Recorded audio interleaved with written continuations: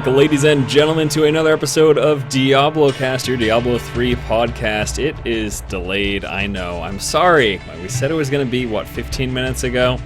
And things don't always work out the way they're supposed to. I am your host, Dennis Force Duhamel. With me this week, Kevin Sixon Carlino. Hello, sir.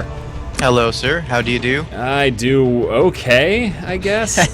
We should have a third member to this podcast, but the delay can be blamed on him. No, not necessarily. I don't know what he's doing. I tried I tried calling Jesse, and he just wasn't there. I don't know what to tell you. I do not know what to tell you guys. If Jesse does end up coming halfway through, then we could just say it's Cyber Dragon's fault. Whoever's not here. Cyber Dragon, we need to get that guy back in this thing. I don't know. He works on Fridays. It's pretty awful. It does not mesh well with our schedule. But let's go ahead and run over what we'll be talking about today with or without Jesse. Diablo news will go on. Start off with some announcements. I got a few things I just wanted to mention to you guys. Nothing absolutely pivotal, but just a few things there. Then we'll be discussing group difficulty in the game, taking a look at map generation, smashing your face in Inferno. That's correct, guys. Inferno is going to be hard. Also, a character and profile API coming up. We'll be wrapping up with community stuff and the Q&A.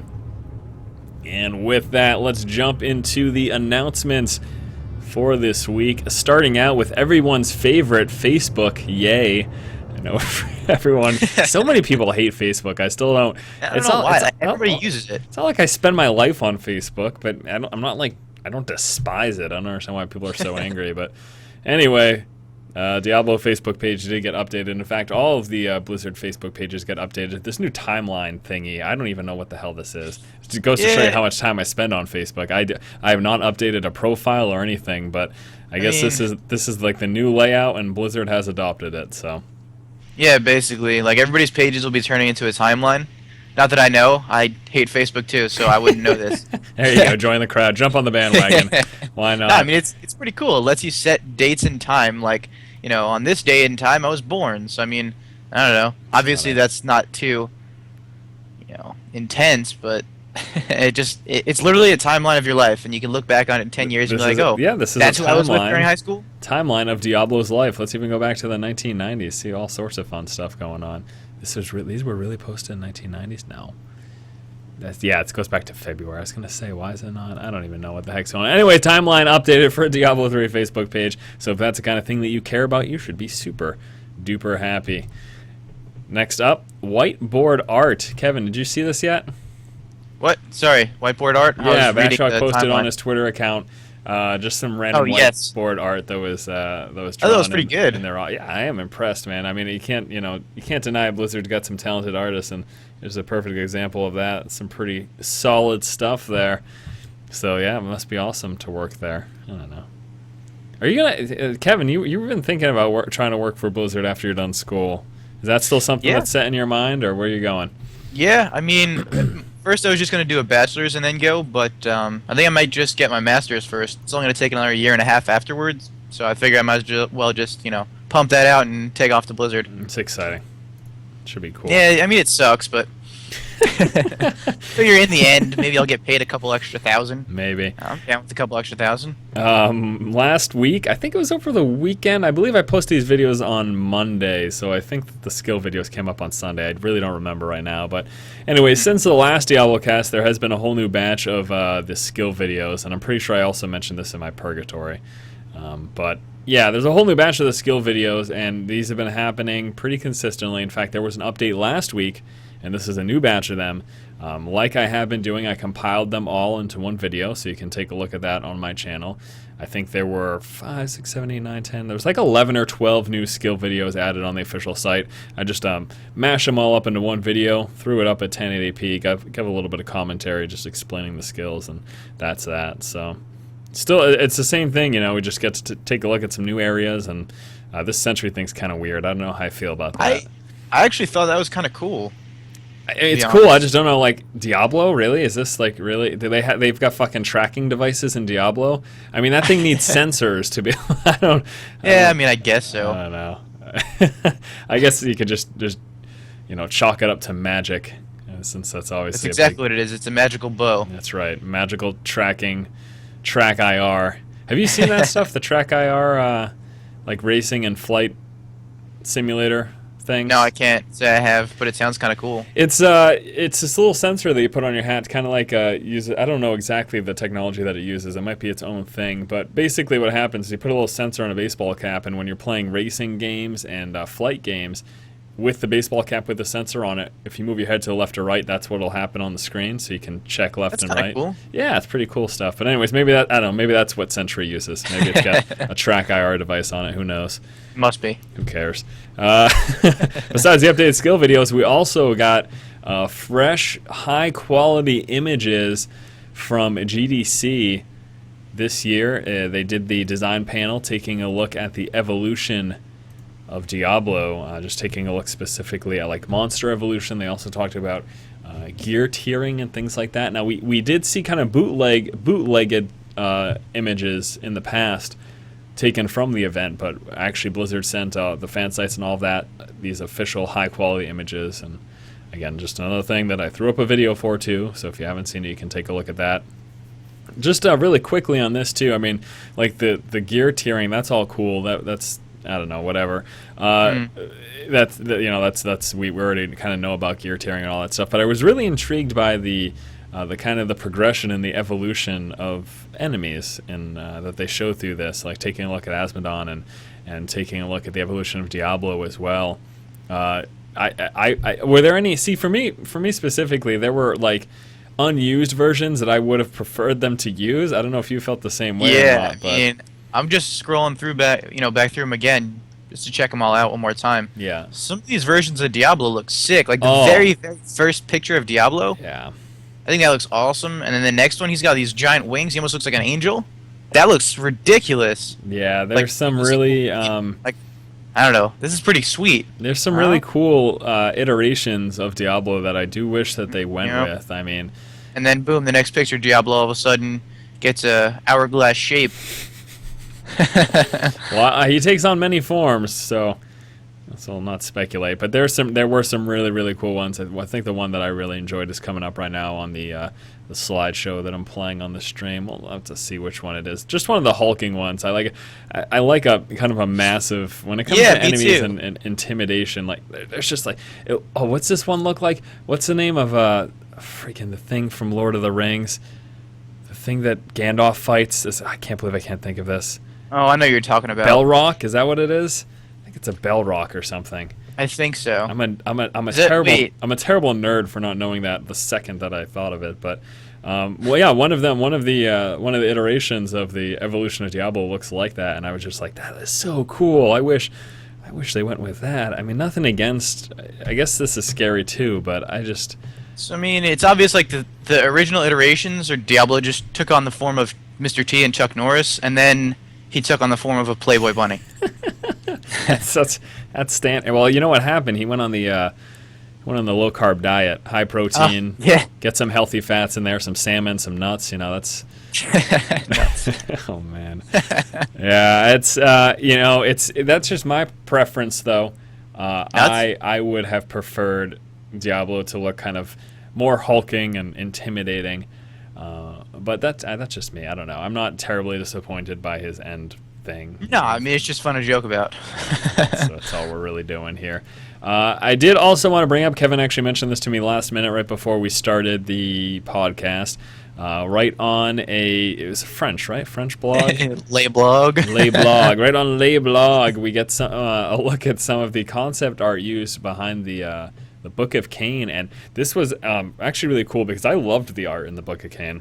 Yeah. I thought it was really, really solid. So if you take a look for the art, it was Jean-Baptiste Monge. I'm really bad at it. I wouldn't even try. So JBMONGE.com is where you're going to be able to find these images here. Just great concept art from the Book of Cain. If you don't have the Book of Cain, if you didn't really get to take a good look at the artwork, and you care about art, even in the slightest, this is something that I would consider taking a look at. I mean, it just looks cool. Like, right. I'm horrible at art, but I think this looks awesome. I used to draw, but I don't know if I was good because I was really young when this is a great Well, I mean, example. I used to draw when I was 5. He's got a great example of like what I want Diablo to look at. Just he's a giant beast standing on a sea of skulls. Okay, I'm looking at the picture too. Yeah, that looks awesome. That is badass. Like, how can you not? But I guess too, you can't always just do the bigger it is, the better it is, because that's not necessarily. Yeah, I mean. Like, plus, maybe, you know what? Fine, maybe it is true. Like, they have to explain how Diablo comes back somehow. Like, we killed him the first time, then we killed him the second time and destroyed his soul stone. Right. So he's obviously just Leia. Don't say that. People get so angry. Yeah. So that's gonna do it for announcements. Now we'll be moving on to the discussion portion of the podcast. First thing I didn't want to bring up is group difficulty. There was a post on the forums, and actually a lot of what we will be talking about today will be referencing forum posts. Posts on the forums talking about what it's like rolling in a group of 4 in the later difficulties, and what happens when someone strays. People were wondering, do you really need to stick with your group? Can you kind of go off on your own? And we got the blue post. Going to say as follows. In my experience recently, if you're in a party of 2 or 3, by the end of normal difficulty, so that's the end of the first difficulty, if one person strays from the group and a pack of champions come along, it's fatal. So he's basically saying if you don't stick as a cohesive group, even in the normal difficulty of the game, remember there's 4 total difficulties that we're going to be having access to, even in the very first difficulty, if you stray from your group, then you very well are going to die when you come across champions. And you've got your normal packs of enemies. Champions are the ones that are enhanced, with their abilities, and such as molten, speed, knockback, all that sort of stuff. That I find that very interesting. I like that. I think it's great. I think some people may find it frustrating because I think some people even in a group feel the need to go off on their own and they kind of just want to do their own thing. But apparently if you try to do that, it's going to be fatal for both you and your group. And on this really too, I wanted to mention quickly before you chime in, Kevin, that there was recent discussion specifically talking about champions as well, and in the later difficulties how you'll have groups of champions, packs of enemies that have 4+ enhancements on them. I think that's going to be crazy. I'm really excited for that. Yeah, that's going to be awesome. And I mean, I was just going to say, I think the fact that it gets hard at the end of normal, that's awesome. Like, I want a game that I can play for a while. I don't want to just be able to run through it, have it be a breeze and be done in 10 minutes. Yeah. Like, it's just not fun. Right. Yeah, it's really exciting to look forward to, and something that I also think that people who maybe aren't familiar with Diablo haven't maybe taken the time to think about or just don't even know is that, even just looking at the current difficulty of the game, when you watch people play the beta and people say, oh, that's so easy, you have to realize too that, at the very most, you're coming up against packs of enemies that have one item, one enhancement on them. Is there a specific word that I should be using, or is enhancement? I would just say maybe mod.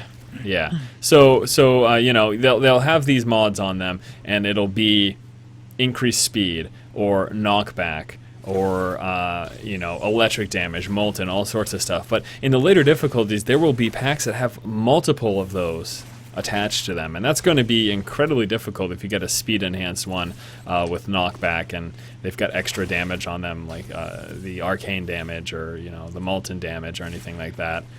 That's when things really get difficult. And the fact that he's even mentioned that it is going to get difficult in groups in normal difficulty, it's exciting. It really is. I hope that Inferno is just terribly difficult, and we'll be talking about that later in the podcast as well. But I got my fingers crossed for that.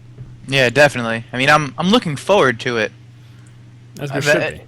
Yeah. Obviously it's Diablo 3, but I'm looking forward to it being difficult. Like I said, I don't want to just be able to run through it and have it be a breeze. Like I want the challenge. That's what's fun about it. And then once I gear up and everything, I can start a new character and feed him all my items, in which case it'll be a breeze and I'll be able to run through it in 10 minutes. Right. Yeah, he does also mention here too that this is in the first playthrough when characters don't have gear.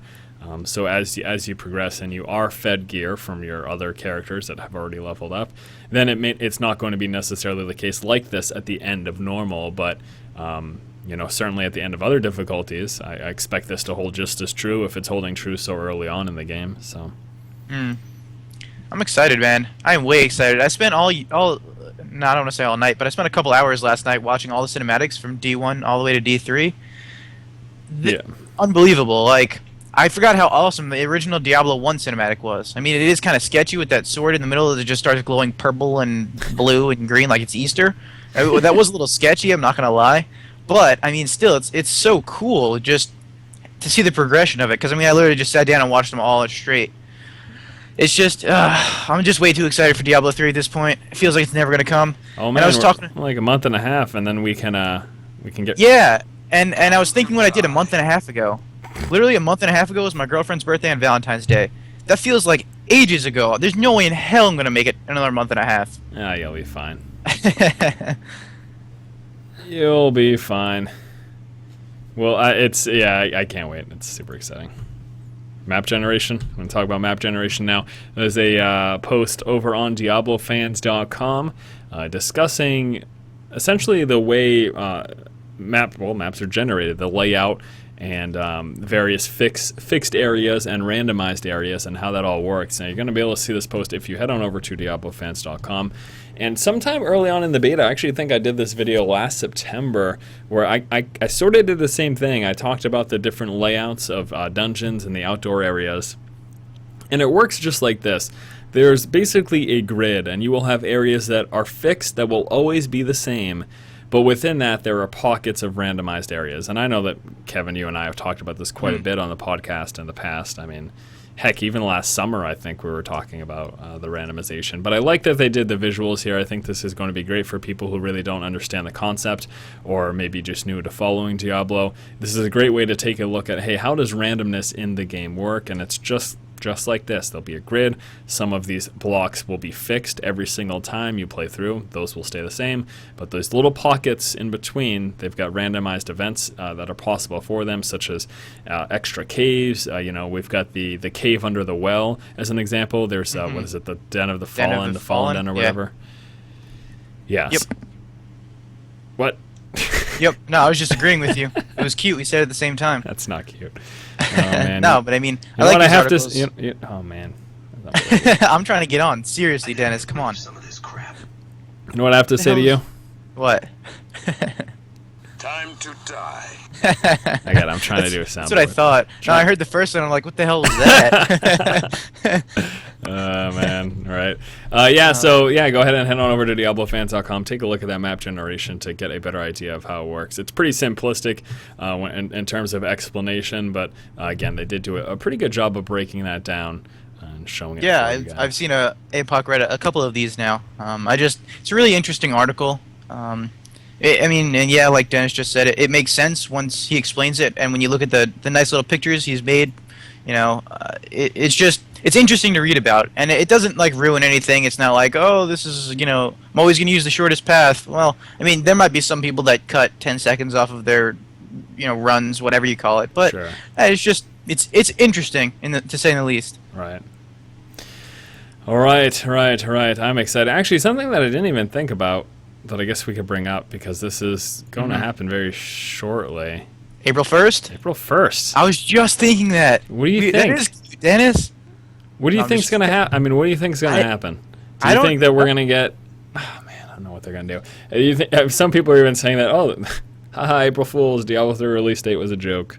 Yeah, that won't happen. If they did that, they wouldn't even do that. Like, I wouldn't see that happening. But I mean, I'm sure they'll do something lulzy for each of the three franchises, like they did last year. What did we have last year? We had the Herodric app or whatever. Was that what last year? Because I remember, was it the year before that there was the Archivist or whatever? That was, I think, like 2008. Was it? God, these years are just all blending together. Yeah. I think last year was the Herodric app and the StarCraft 3D glasses or something like that. Yeah. StarCraft something like that. And I don't remember what was for World of Warcraft. I think they had the Krabby on the forums. I think that was last year. I don't remember. Here, let me mull it over.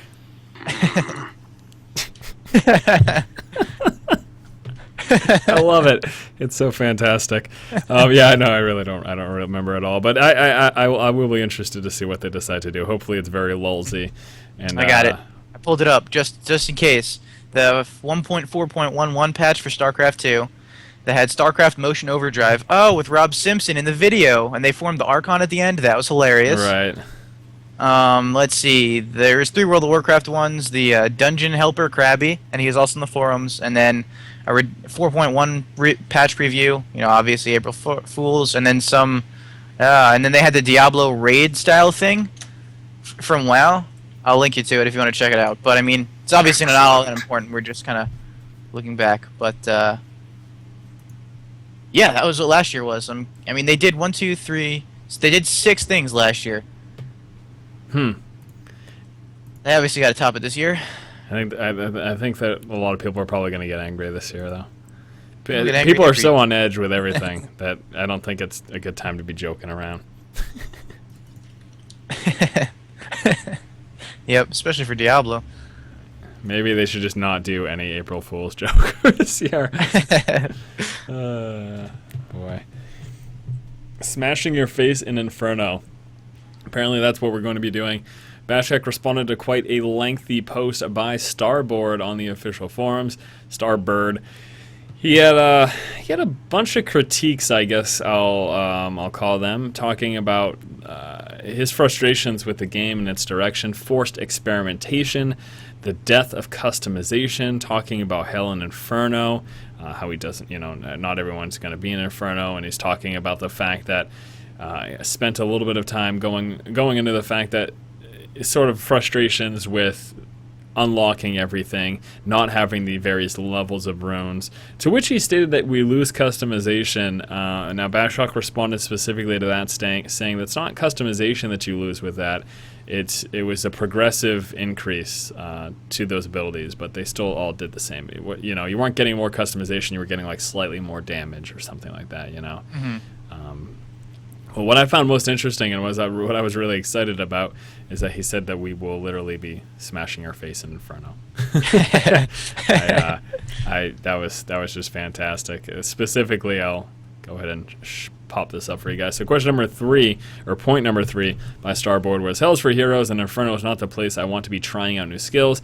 And Diablo 2 stuff would unlock at a reasonable rate, and by the end of normal you had your build and you were just getting extras. Under this system, it's entirely possible that you will be waiting until you have finished Hell to unlock the skill effect you want. I don't know about you, but by the time I hit Hell, I really want to have my build down and be working on gear and technique. Bashok's response: it's weird how on one hand we're asked for limitations, add more limitations. We really want to be punished and forced to level new characters and just be beaten about the face and neck with punishment game mechanics. Bashok. And then it almost feels that there's a fear that you won't have a perfect character to take on the challenging areas of the game. You won't. You're going to die a lot. You're going to have a horrible character for quite a while. You're not going to hit level 60 and finish the game on Inferno. You're going to be smashing your face against Act 1 Inferno for weeks. Perfecting your build before then will not matter. So it's got to be good. I mean, he's got a good point with what he said. People are asking, we need these limitations, but then at the same time they're saying, oh, we don't get to unlock all of our skills before the end game. What the heck? How am I supposed to know the optimal build? And then I just want to throw this in there. He compared it to Diablo 2. Diablo 3 has 5 times as many skills than Diablo 2 had. Sure, yeah. So I don't feel like that's a fair argument. It isn't. I mean, it's funny. And it was a good post, and I would take a look at that. Pretty sure you can find it on any Blue follower. It's quite a lengthy post from Bashok, and they talk about quite a few things. But again, the part that had me most excited was his mention of how difficult Inferno is going to be. They've talked about this for a while. They've mentioned it. They released even a video saying, hey guys, Inferno is going to be super difficult. But to say that we're going to be just getting obliterated in the first act of Inferno for weeks, it's a mighty claim, but I'll take it, I'll take it for what it is. If he really thinks that that's what's going to happen, then great. I hope that's the case. I hope it's incredibly difficult. we're not seeing people clear Inferno, within the first month or so. Yeah, definitely. But at the same time, like, I don't want to be smashing my face against a wall for a week in Inferno, only in Act 1, But I want a challenge, but I want it to be doable, why damn not, it. though? Why wouldn't you? Because I understand Diablo isn't just about, oh, great, I finished the last act in Inferno, game over. I realize people are going to still be playing it, but that's something that really wasn't, like, I don't know. I don't think it was that hard in Diablo 2. Like, not to that extent. I mean, if it's the same thing as Diablo 2 Hell, like, Hell was pretty damn hard when you were just starting out. Right. Depending on what character you were, I guess. Yeah. But I mean, it's not like I could just run through it easy cake. It was pretty damn hard for a beginning character. I think everyone's hoping that they are going to make it harder. I think a big concern when they added Inferno for people was that, okay, so they're just taking the previous difficulties they had and stretching it out. And so they're making it like the end of Hell is now going to be the end of Inferno, and Hell in Diablo 3 is going to be super easy compared to Hell in Diablo 2. I hope it's not the case. I really do hope that how they're scaling the difficulty is that Hell is going to work. It's going to be just as difficult as Hell was in Diablo 2, and Inferno is just going to be on a whole new tier. I mean, I really, that's what I assumed. I mean, I agree. That's what I hope is the case. Yeah. Well, I mean, and it's got to be, because in Diablo 2, in Hell, there was a point where you could outlevel the monsters you were fighting. And yeah, that like won't happen in Diablo 5 is what I think the highest level monster was, and that's not even that high. Like, it really didn't get hard to level up until you hit like 92. So, I mean, you could just level up, and all of a sudden you're 92, and you outlevel the monsters by 7 levels. Now you don't even have to be that great of a character. Yeah. Well, at that point you can kind of face roll. And I know the gear is obviously going to make things much easier, but I hope that Inferno stays difficult, even for people who are geared. I mean, that's... Yeah, definitely. Well, I mean, what I'm hoping is they keep adding more things. Like, I definitely want to see Pandemonium events, like Diablo Clone and Uber Tristram and whatnot from Diablo 2. You want panda events? Yes, Pandemonium. I want Kung Fu Pandas. Yeah, I mean I can't imagine why they wouldn't do something like that. I really can't. I have to imagine that they are going to do something along the lines of Pandemonium events, even if it isn't that exactly. I mean, yeah, having kind of the something. Uber bosses, Right. They best. Next up, character and profile API. What's basically going to happen is this. Blizzard has stated that they will be releasing an API for Diablo 3, and what this does at the most basic level, it's going to allow us to extract character and profile information from Diablo 3, which will let us sort of make all sorts of things with said information. Now, do you have some experience with kind of API and stuff like that, Kevin? Yeah, I played around with the World of Warcraft API for a little while. So what exactly are people going to be able to do? Blizzard releases the Diablo 3 API. What exactly are people going to be able to do with that? Basically, the API is what allows external, like, third-party app developers, and specifically for, like, websites and whatnot, not like in-game hacks and stuff. Yeah. So basically, if let's say Blizzard does an auction house page and character profiles, which they already said, so they're doing character profiles for each of our characters on the Battle.net website, not in-game. So now this will allow me to, say, write a JavaScript application to pull that information off of the Battle.net website and put it on my own website. And that, in the simplest form, that is what it is. It allows me to access the Blizzard's internal data. Now, it only allows me to access whatever they're exposing, and again, that's where the API comes in. Like, there will be a character profile API, there will be probably item API, so I can pull whatever items by ID right from their armory. Yeah. And basically, that's what World of Warcraft does. There's character profiles, guild, PvP, whatever. We'll just be able to take that information off of the Battle.net website and put it on our own website without having to, like, scrape it, which, I mean, it's kind of hard to explain, but it sounds as difficult as it is. I mean, not really difficult, but it sounds as painful as it is, scraping. Like, imagine scraping the surface of your monitor. Like, that would be what scraping the website would be like. Yeah. But, yeah, it really just makes things easier for people that want to develop websites. And that's really cool, because I think that's going to make a lot of fan sites have a lot more functionality. In fact, they even have something right now I don't. It's not really the same thing, but they've got Yes. the tag for linking Exactly. now, and I thought that was awesome. And I'm not sure if this is going to happen, but it's something that I thought about incorporating into my site. It's going to depend on if it really makes any sense, if it's going to fit kind of the design of the site and everything. But it's the tooltip script is what they have right now. Yep.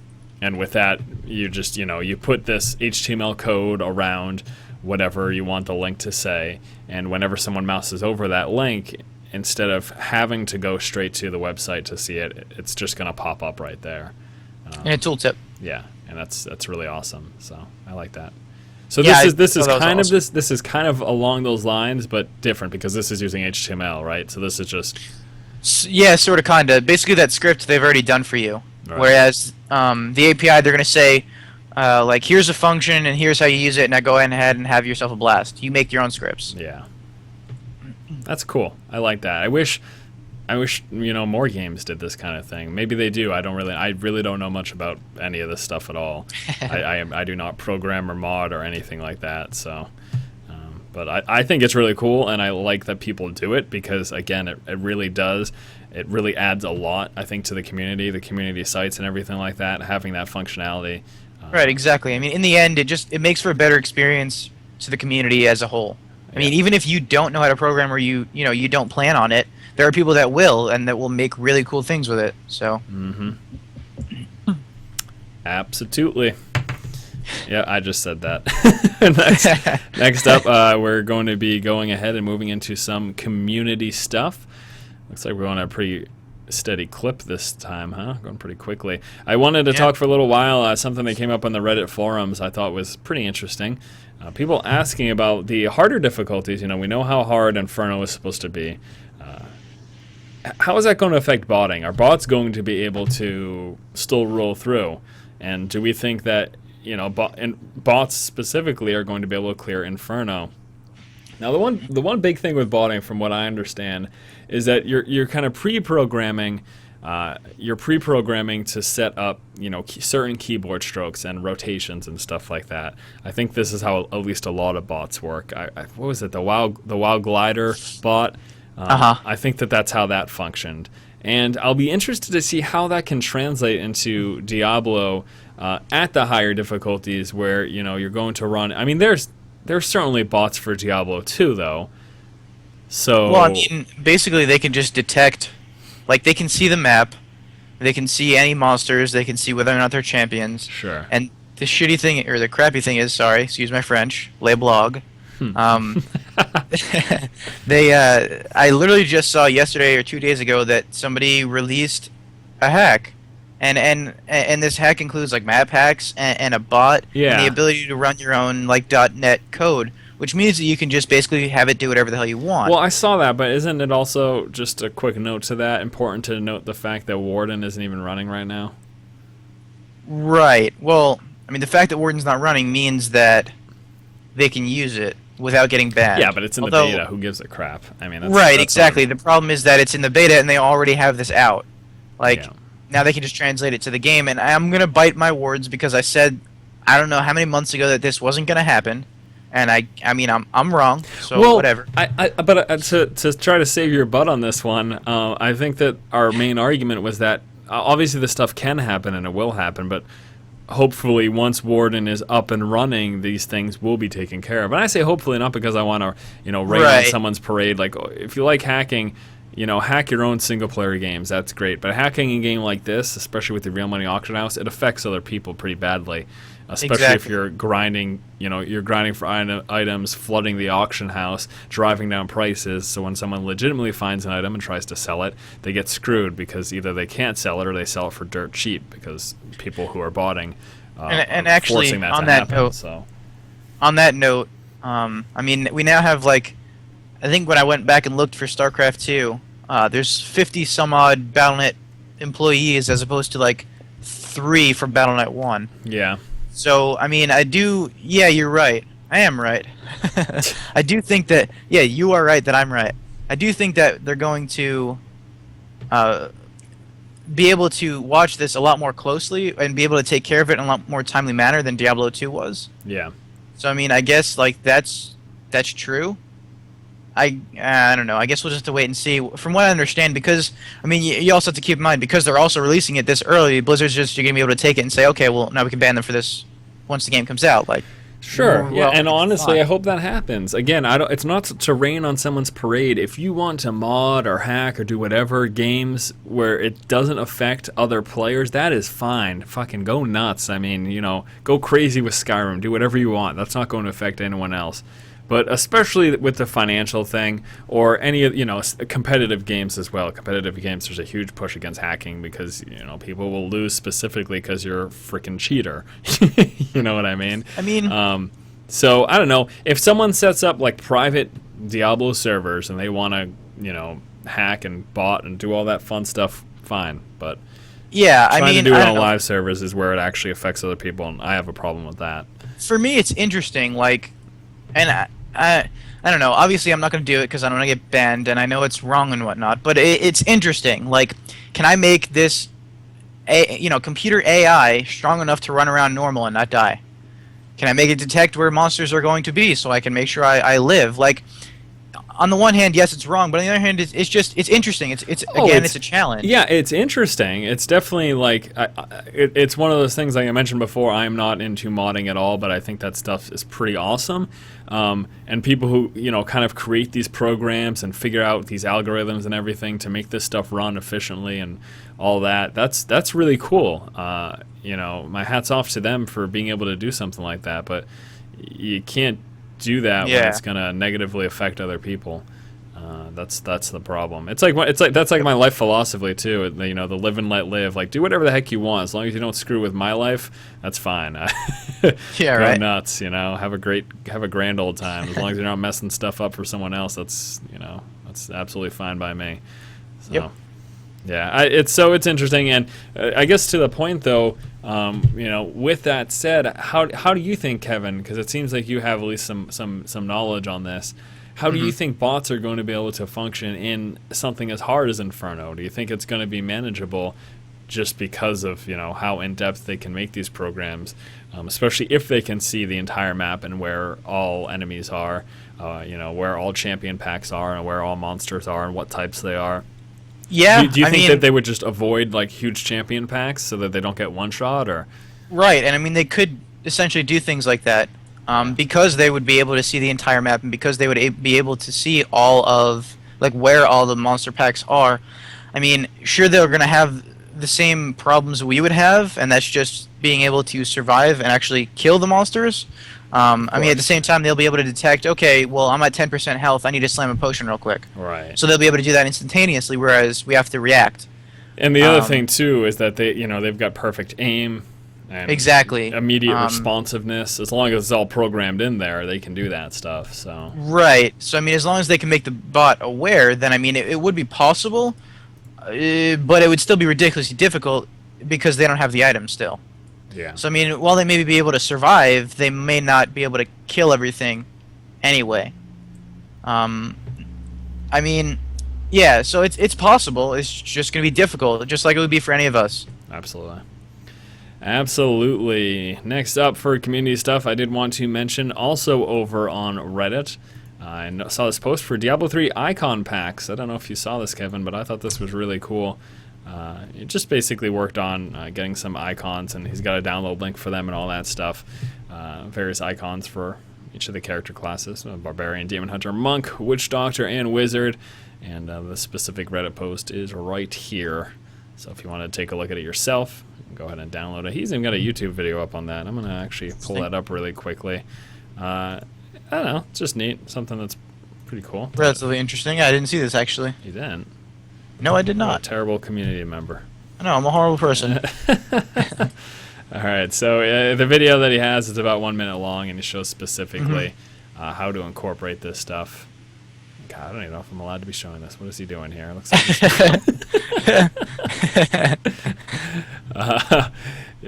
okay, so that's just the load up screen.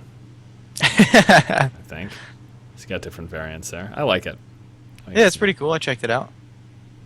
Did you really though? I did. I actually just looked. Okay. Again, that is going to be over on reddit.com/r/ Diablo. And the final bit of community stuff that I wanted to show you guys was Diablo 3 from a modder's perspective. Now, this video was put up by Malu05A and Kevin. I'm sure you remember. This is the same guy who put up the Diablo 3 Machinima video. Yep, it was that's correct. During the spring or summer of last year. And yeah, I think he just did another one. Like a brand new one since this? Oh, maybe never mind. I think it's the same video. I just could have sworn I saw Machinima twice. But yeah, he did that in the spring, and he also did what Diablo would look like if you used a controller. Right. A PS controller. Right. But this is really cool. He actually starts off just by showing some Machinima effects, and then he goes straight into the, hey, this is how Diablo looks if you're modding. Which you're not allowed to do in Diablo. But no, it looks cool. I liked it. It's not, I definitely like the other Machinima video a lot more, just because that's something. It literally is like what the game engine would look like if you were trying to mod it. Right. Exactly. And props to this guy. I think he's doing a great community service. I'm not sure what Blizzard's stance on it. In fact, I'm pretty sure Blizzard's stance on this is negative. Like they say, we don't want this because modding is not supposed to be allowed. They don't want us messing with the game's files. And in order to do the Machinima stuff, I'm pretty sure you have to run it on a private server, right? Which is also something. He actually did that run on Blizzard's Battle.net, the official one. Oh, did he do the Machinima stuff on that? Wow. But the thing that it does do. Obviously, that part of it, Blizzard doesn't agree with. But the great thing that it does do is these tools here, specifically the Machinima tool that he showed over the summer.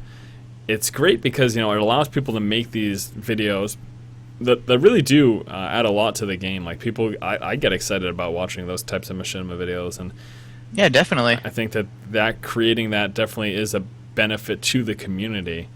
Blizzard's concerns are with hacking and the stuff that can come along with this, of course.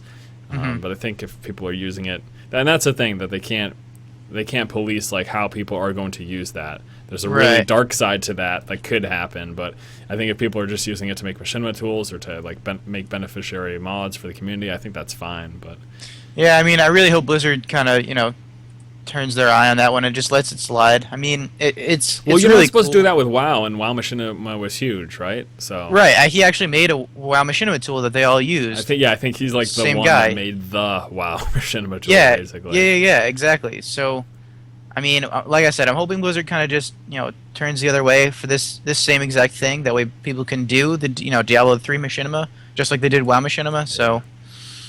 I don't know. I'm just crossing my fingers, really.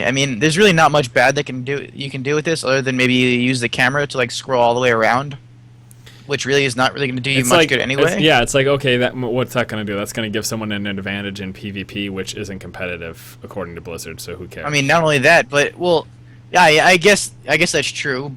But then you'd just be standing there because you'd have to be controlling the camera. You wouldn't be able to control your guy. So you'd just die instantaneously. Yeah. So not even that.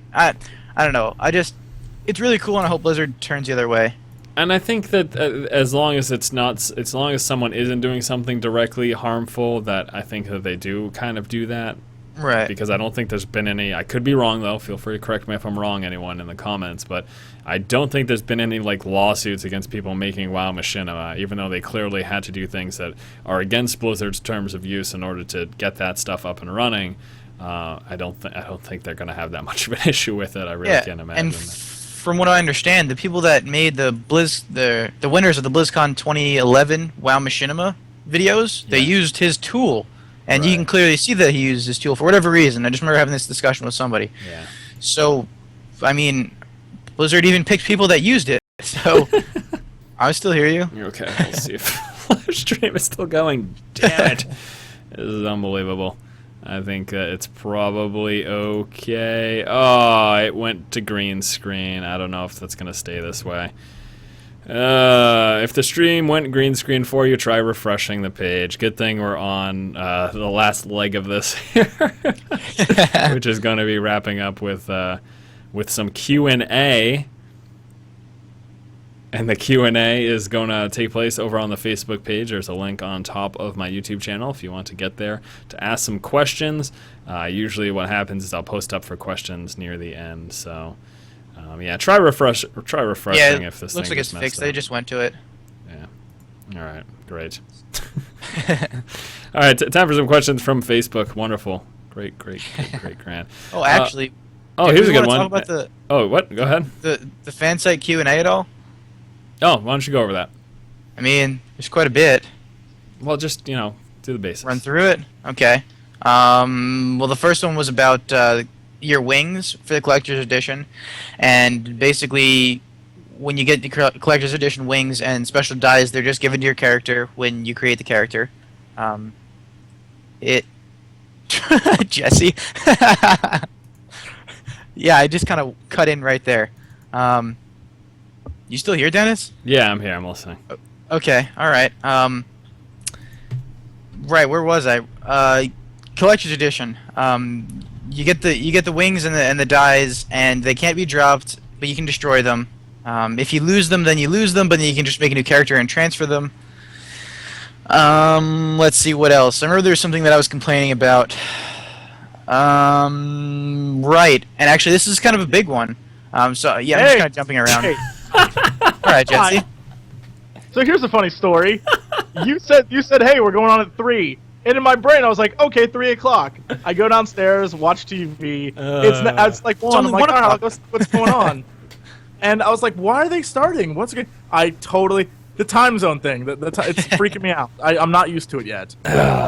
East Coast. God. So I say 3. I assume they mean 3. I'm like, okay, sure. I don't remember these. You missed the entire cast. Trust me, it's probably for the best. Well, say hello to Jesse Cox, everyone, in the live stream. It's funny because right before you picked this up, my screen failed and green screened, and the freaking live cast was all messed up, and I had to tell people to F5 just to keep watching it. Pretty awful. All right.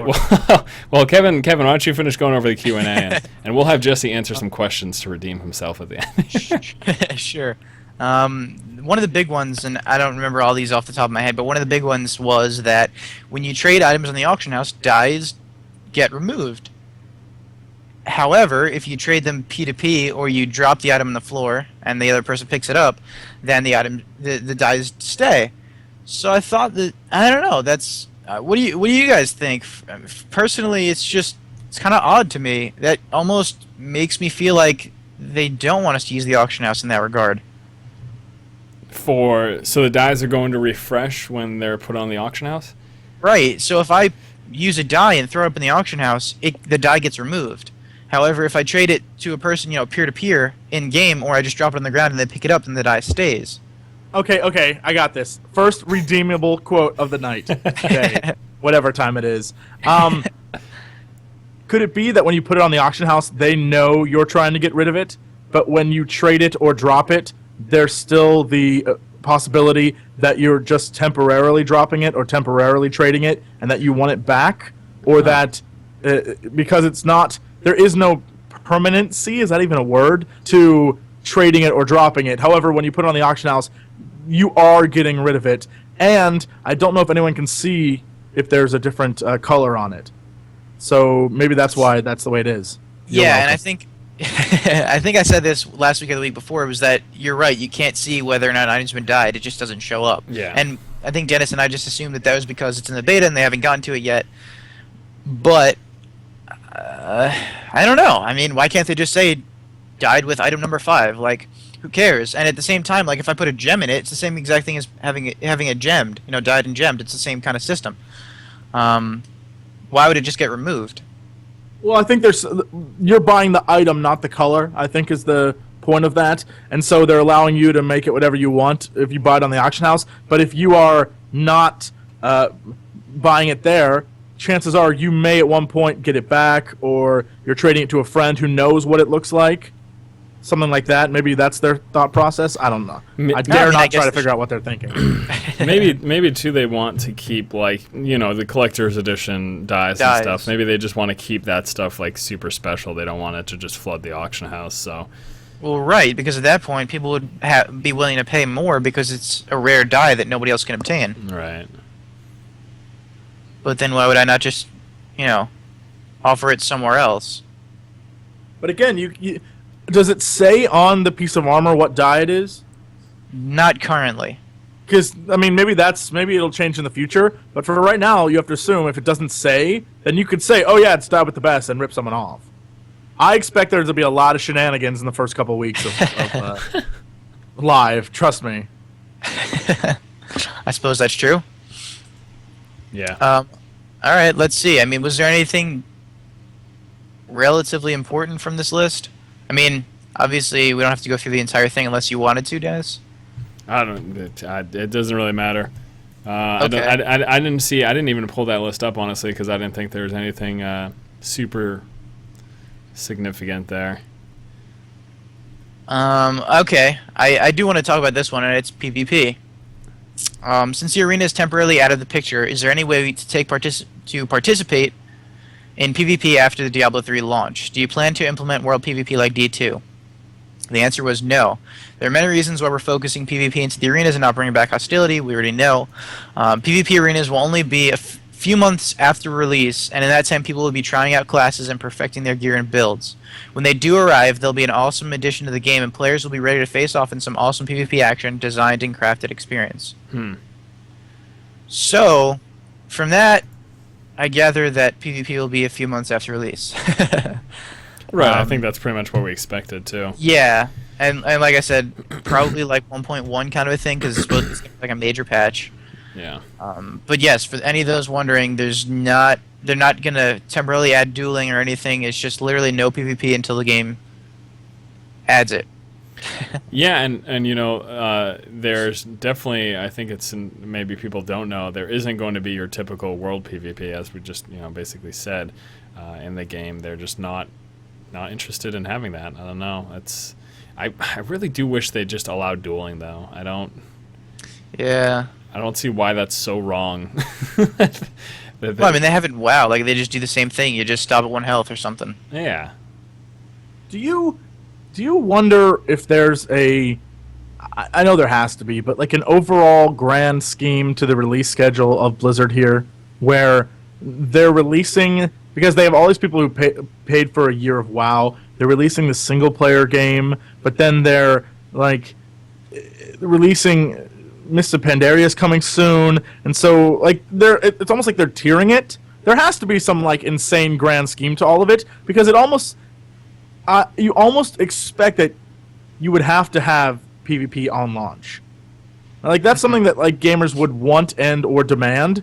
Yet not many people are like too much freaking out about it.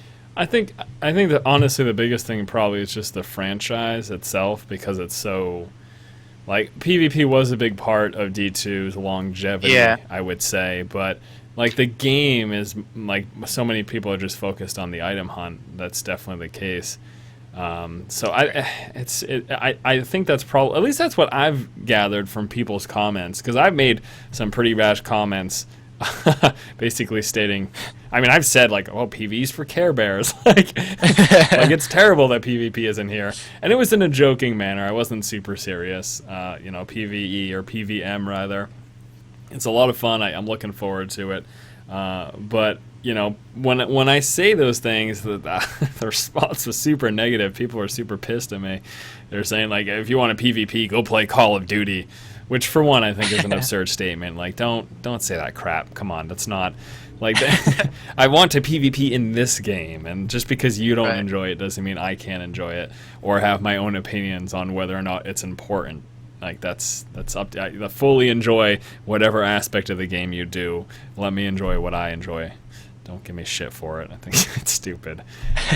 But and anyway, the whole point of that is that I do think that a majority of the Diablo player base is not concerned at all. Well, I mean, the core of the game, you're right, is the item hunt. If I want a PvP, I still have to do the item hunt. If I want a PvE, I still have to do the item hunt. Yeah. You know, if I just want to grind Inferno just for the hell of it, I'm doing the item hunt. You know, that is me doing the item hunt.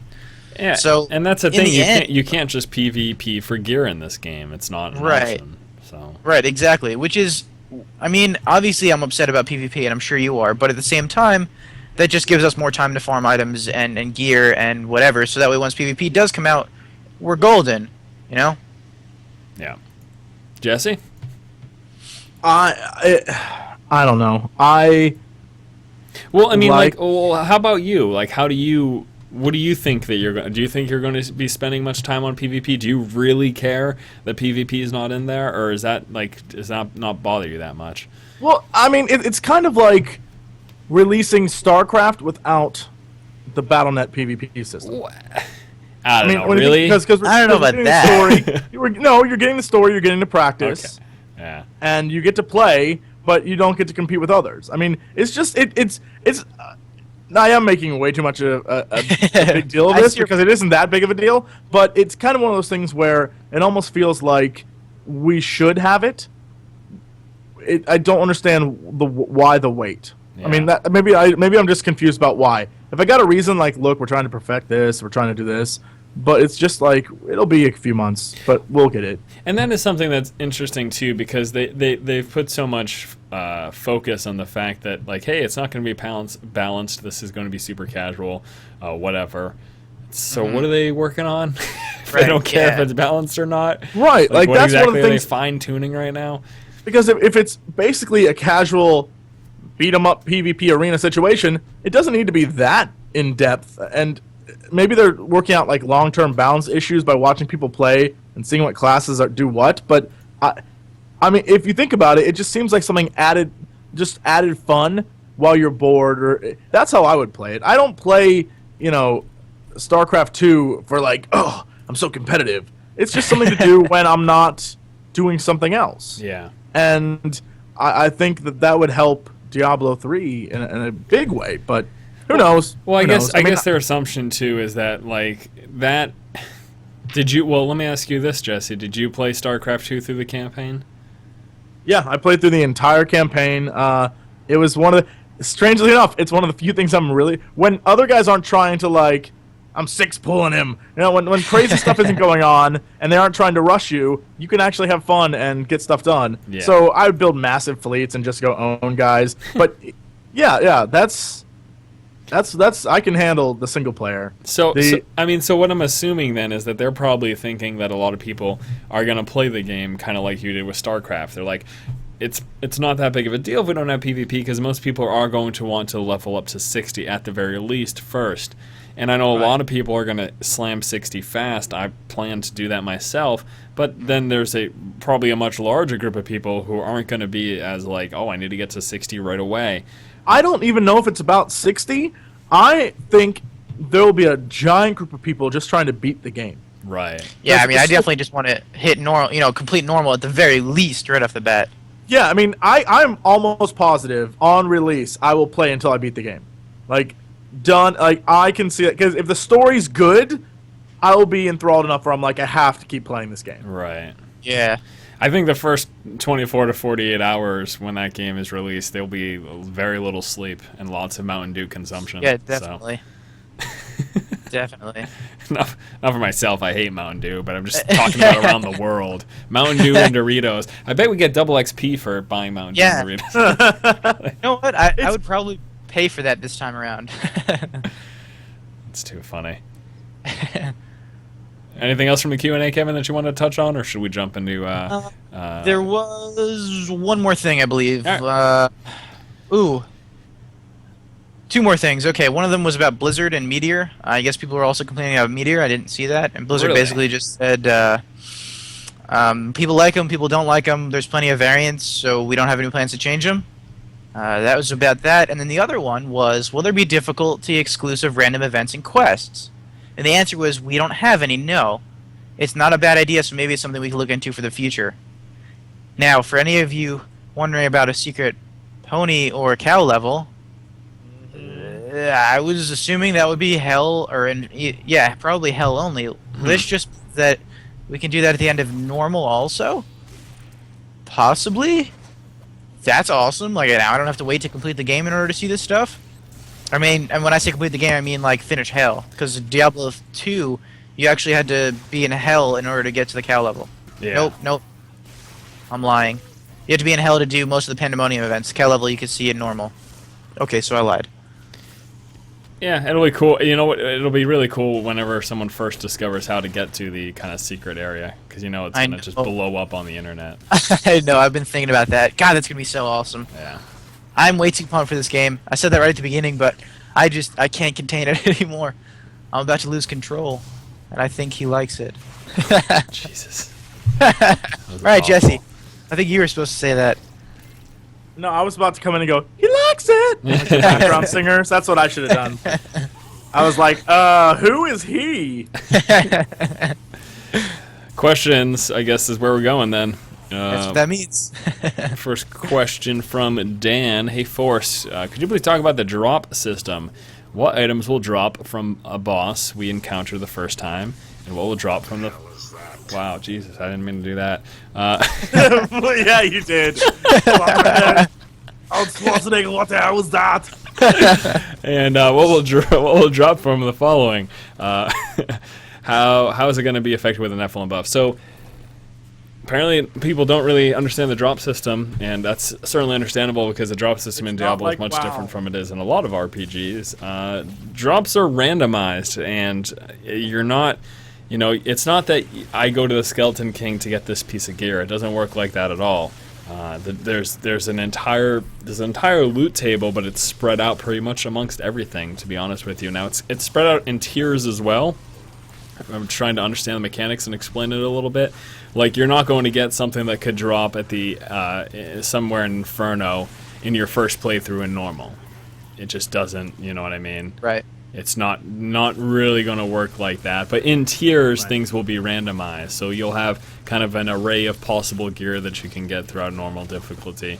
And again, it's not specific to drop for a boss. That doesn't mean that you don't want to farm bosses, though, because they have a higher percentage chance to drop, you know, items of better value, basically. But with that said, you can be fighting just a random monster and get something better than you would from a boss. Yes.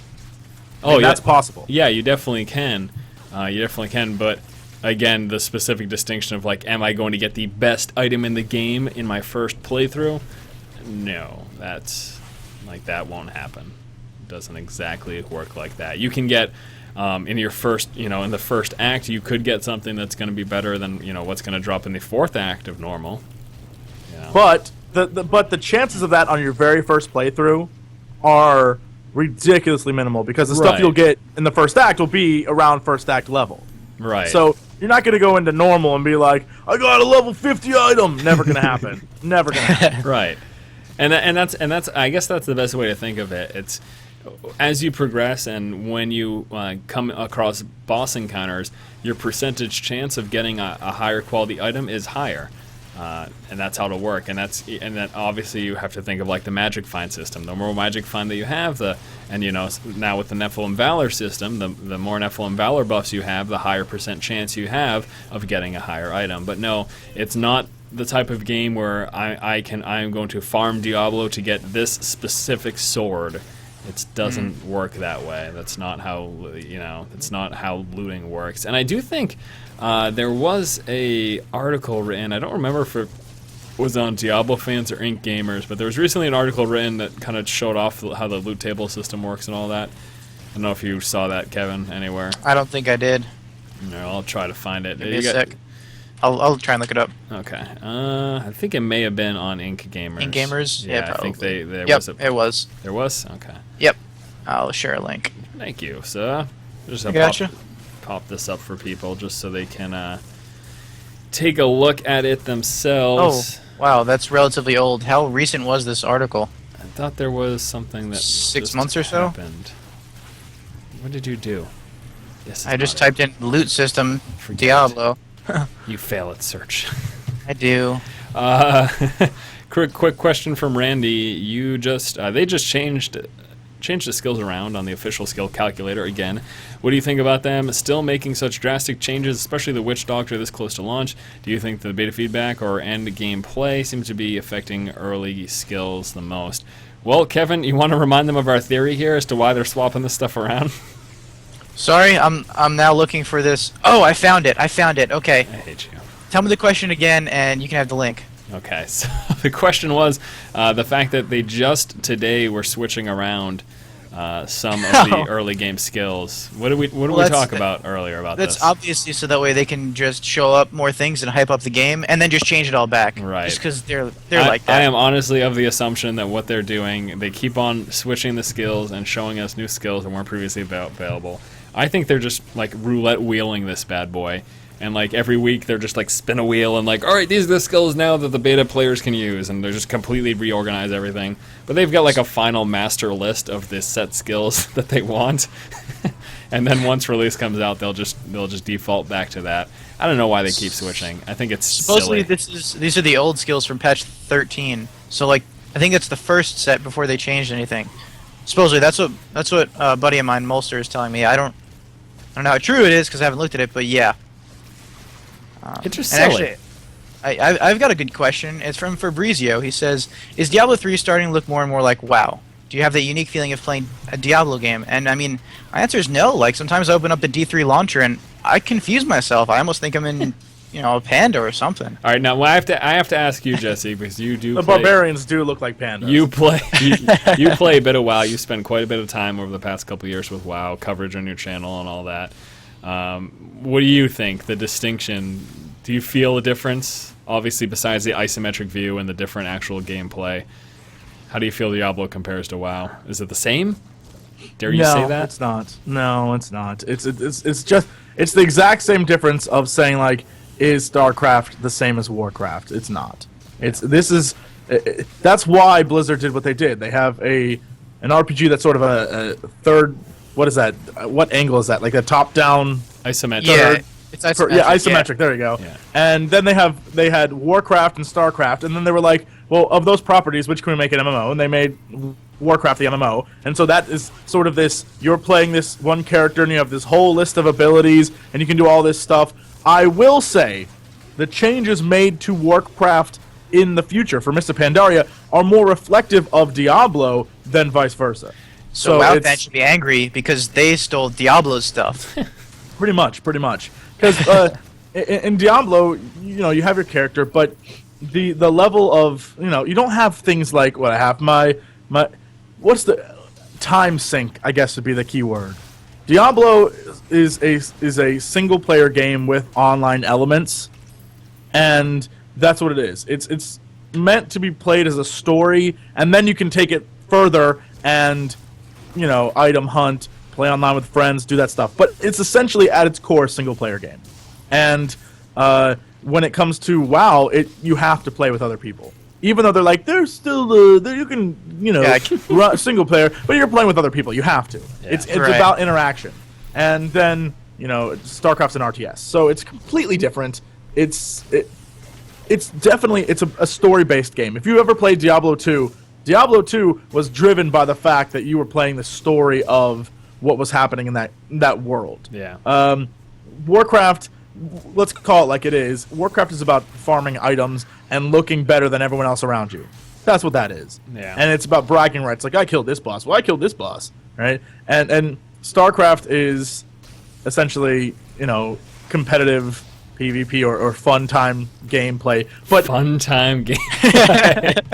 But it's really StarCraft is a lot about online stuff.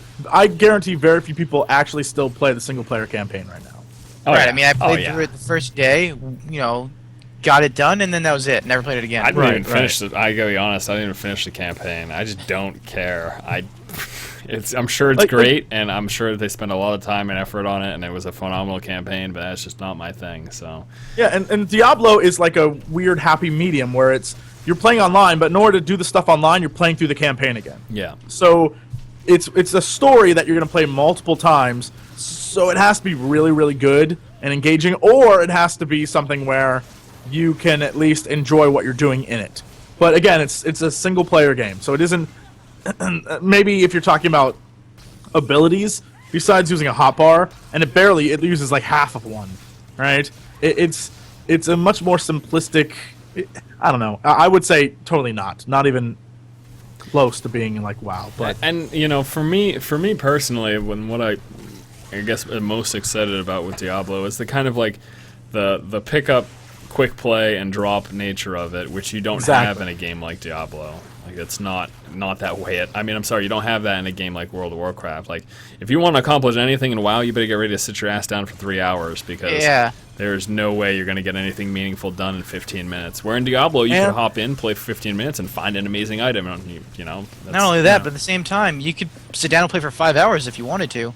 Oh yeah. Well, I mean, I think it's not to say that people can't spend a lot of time on it, but it's to say that you can get away with playing in quick burst when you have time, whereas you can't do that in a game like WoW. It's just not. And in StarCraft, for example, if you leave, you get penalized. Yeah. Right, exactly. So and this is why I think Diablo's such a great game. I mean, it literally gets the best of all worlds. I mean, if I want to play competitively, I can. If I choose to, I can just sit down and play PvP all day if that's what I wanted to do. If I wanted to, play casually, I could play the PvE. Mm-hmm. If I wanted to make this a hardcore, grind fest, I could do that. If I wanted to jump in for 5 minutes in my lunch break, I could do that. Like, it literally caters to everybody. That's why I think Diablo is so awesome. And it's really weird when you think about it. A lot of people are focusing on the game. I guess being a big old lore nerd, like this is something I take for granted. But it seems like a lot of the comments and things I read on forums are talking about the way, like, viewing the game as an online property where you play with friends. But not many people are like, it's a legitimate game. Like, this is going to be several hours of a really good story. It's a straight up RPG. Right. Yeah. And not many people focus on that aspect of it. Like, that's why you should be playing it, to enjoy this. It's going to be, if you play Diablo 2, you know what to expect. Yeah. That was a stellar story. I'm excited for PvP. I'm excited to actually, get the next game to play. But for the most part, like, I can't wait to just play through the storyline. I'm pumped to see what happens. That's why I said before, at the very least, I want to hit normal as soon as possible. Complete normal, because I want to see what the hell happens. Yeah, I mean, even that cutscene at BlizzCon last year was amazing. Oh my god! I was talking to Dennis about this. And hey, was it last week you and I were talking about how Leia is Diablo, and in that cutscene, he's actually talking to Diablo instead of Leia? I think that was last week. I think he's asking you, Jesse. Jesse? I don't. No, I was about to say I don't remember. Yeah. No, my true belief is that I hate her so much she has to turn into Diablo so I can kill her. I was telling Dennis earlier before you jumped in that I went through and watched all the cinematics. In the Black Soulstone, the one that you were talking about, right? Asmodon actually tells Leia that he or she, like, she set up a trap, and she set us up the trap. She set up a trap, and he won't, or she already fooled the rest of our brethren, is what he says, our brethren. So, like, I don't understand why he'd be saying our brethren if it's Leia, because, who else would he be referring to as our? That would imply that there's more than one of them. Which means maybe there's others in the same room with him. I don't remember the cutscene exactly. All I remember is that it was dark, she was alone, and then all of a sudden this big-ass giant's like, "What's up, lady?" I'm like, oh my god! Yeah, I mean, I almost feel like, because it's like she almost has a seizure, and then all of a sudden she goes into this vision, and I almost feel like he's not talking to her, he's talking to Diablo. Like I'm telling you, this is going to be the story is going to be so good, and the fact they set it up with the if you played Diablo 1 and 2, the fact that right away, even in the beta, the first 1/3 of the first act or whatever it is essentially they lay it on the line. Like, look, all these characters that you knew, this is how they relate. Like the little diary journals tell you, like, oh my god, by the way, the hero from the first one came and banged the mother. It's like, what the hell? Yeah, what's going on in here? Right there. Yeah, that's awesome. And actually, yeah, and I think that's so awesome. And like I said, I sat down and watched the D1 cinematics all the way to what we have from Diablo 3. So all Diablo 1 and 2 and what we have from 3, and it's really cool to see, like, the progression. Like, there are some pretty rare cinematics, I guess you could say, ones that I had never seen before until I actually went searching for them. And it's like, it's the warrior from Diablo 1 leaving Tristram, going to the east, and he's like, you can see his face starts changing and everything to Diablo. So I mean, it's obvious that they had this kind of plot in mind for years already. And I mean, yeah, it already happened because this is D1 and D2, but I mean, it's really cool to see the progression of the story in these cutscenes. And that I think that's what really helped make the Book of Cain so good. Because you had that background knowledge, and then the book was like, by the way, there's all this stuff that exists as well, and it's kind of one of those, I cannot wait to see this in the game. The lore they've set up so far is if it's not in the game, I'll be disappointed because there's so many cool things they've added since Diablo 2, where it's like, okay, let's do this. I'm so ready to play. And the world, they've increased the world size dramatically, which means hopefully there's a few more hours of gameplay there. I can't wait. This is gonna be terrific.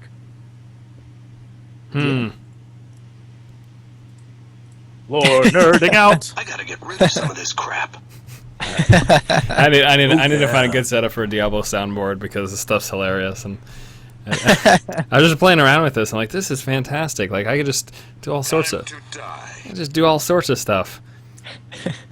No, there aren't any good Diablo soundboards. I got a task for everyone watching this right now. We need a Deckard Cain soundboard. There is one. I think there is. Yeah. Oh, Why don't you use that then? There absolutely is one. I suppose I could use it. Why don't? Yeah, like you can start the show, be like, "Let me show you my Heraldric cube," right? That'd be amazing. All right, I don't know what that means, but it'd be amazing. All right. Here we go. A wooden shaft. See? Deckard, why is that necessary?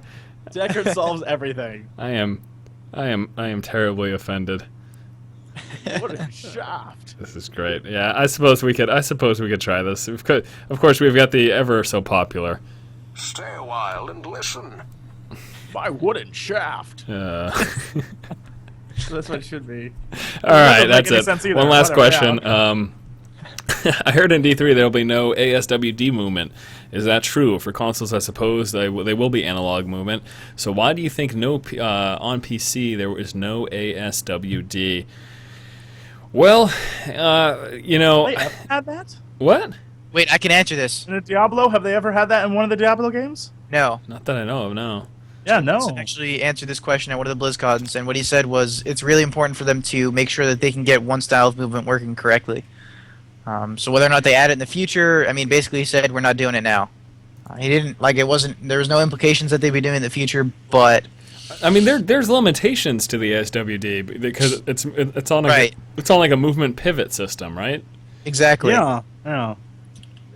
That's just one. I just don't feel like that would be comfortable at all to play it like that. I mean, I guess the complaint is people don't want to be like destroying their pointer fingers by slamming it nonstop, which is what you have to do in Diablo. Well, not really. I mean, once you hold it down once, you can just Yeah, and then you still have to click to attack. For the most part. I mean, your fingers are gonna get hurt either way. Deal with it. You're a gamer. You're a gamer. Diablo. Get some bandages on those things and just do it. Yeah. You can make like finger bands, like wristbands and armbands, and you can make finger ones. How awesome would that be? Oh, they have it. What are those sewing needle things that you wear on your fingers so needles don't prick you? Why do those little like rubber things? You should just get a bunch of those. Yeah. I don't know what that would accomplish, but you could do it. They make finger sleeves. Thimbles, like those little. Get metal ones. Then you look cool. I also like it. I don't know what I'm talking about. Just super glue them to your finger, and it's gonna solve all your problems. This was the weirdest. Last week I think we had probably the best DiabloCast ever. This was the weirdest DiabloCast we've ever I'm glad I could help. Yeah, no. Yeah, I was gonna say, I think slowly but surely, from the beginning of this podcast, we very slowly got a lot less serious. But even before Jesse got here. So I'm not saying it's your fault. You realize what this is? It's the fact that we know that in 45 days we're gonna have a game. Yeah. We're super excited. We're just all over the place. That's all right, giddy. It's like November. It's like November. Christmas right around the corner. Oh my god! Can't wait. I cannot wait. Farewell. From all of us here at DiabloCast, it's been nice to have you guys this week. We appreciate it. So bad, so corny. Gotta figure out a better way to do this. All right, guys, thanks so much for watching this episode. Sorry it was weird. I don't know what to say other than that. Next week will be fantastic. We'll make sure everyone here is here on time. Make sure we figure out our time zone conversions. All right, thanks for watching. For Jesse and Kevin, this has been Dennis, and we'll see you next time. Take it easy, guys. Adios. I can't believe it, Jesse. I'm sorry. I'm sorry. Jesse comes on, he's like, I thought it was 3 o'clock, and it's only 1:15. Right? Like, because I got a message and it was like, "Are you asleep? Where are you?" I was like, "No, I was downstairs watching TV." All right, wait, what is this one? The chief is an interesting man. Oh, I thought that was Mischief. I was completely... Steve. Mischief. There's an interesting. Well, how is that a thing? There's a dude named Mischief. I guess Yeah, so. but Mashif. I think he's the Oh, guy that Mashif. sails you, he doesn't sail you. He takes you east on the boat. Mischief. All right, that's it.